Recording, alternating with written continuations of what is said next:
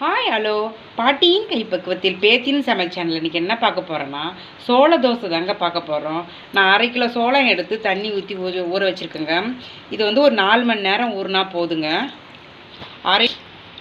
அரை kilo சோளத்துக்கு 1/2 kilo அரிசி, 2 spoon வெந்தயம் ஊற வச்சுருக்கேங்க. 1/4 கிலோவுக்கு கொஞ்சம் கம்மியாகவே கருப்பு உளுந்து ஊற வச்சுருக்கேங்க. நீங்கள் வெள்ளை உளுந்து இருந்தால் கூட நீங்கள் ஊற வச்சுக்கலாம். இதே அளவு தான். இது எல்லாம் ஒரு 4 மணி நேரம் ஊறட்டுங்க. அப்புறம் நம்ம கிரைண்டரில் ஊறிடுச்சிங்க. அது நல்லா இப்போ தோலை எடுத்துட்டு சுத்தம் பண்ணி வச்சுருக்கோம். இது இப்போ கிரைண்டரில் போட்டு நம்ம தனியாக இதை ஃபஸ்ட்டு அரைச்சி எடுத்துக்கலாம்.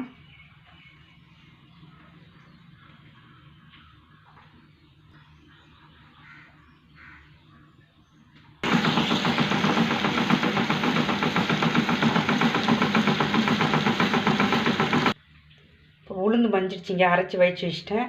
இப்போ அடுத்தது வந்து சோளத்தையும் அரிசியும் ஒன்றாவே சேர்த்து நம்ம அரைச்சிக்கலாங்க. இப்போ மாவு மஞ்சிடுச்சிங்க, நம்ம வழித்து அந்த உளுந்து மாவோடு சேர்த்து கலந்துக்கலாம். உப்பு சேர்த்து கரைச்சிக்கலாம்.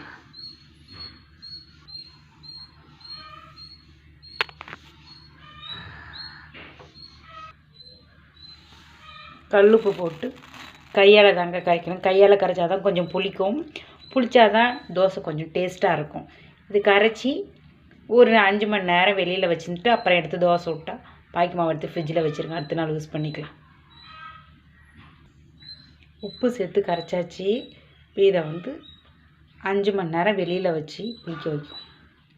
மாவு 5 மணி நேரம் வெளியில் வச்சாச்சுங்க. இப்போ நல்லா புளிச்சு வந்திருக்கு பாருங்கள். இது நல்லா கரைச்சி நம்ம இப்போ தோசை ஊற்றலாங்க.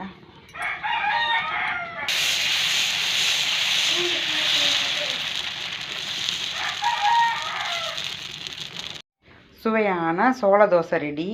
இதுக்கு வந்து சாம்பார் வச்சுருக்கேன், சைடிஷ்ஷு எறா கிரேவி வச்சுருக்கேங்க. நீங்கள் எந்த சட்னி வச்சாலும் நல்லாயிருக்கும். நீங்கள் இதை ட்ரை பண்ணி பாருங்கள். உங்களுக்கு பிடிச்சிருந்தால் லைக் பண்ணுங்கள், ஷேர் பண்ணுங்கள், கமெண்ட் பண்ணுங்கள். கீழே இருக்கிற பெல் ஐக்கானை கிளிக் பண்ணுங்கள். பாய்.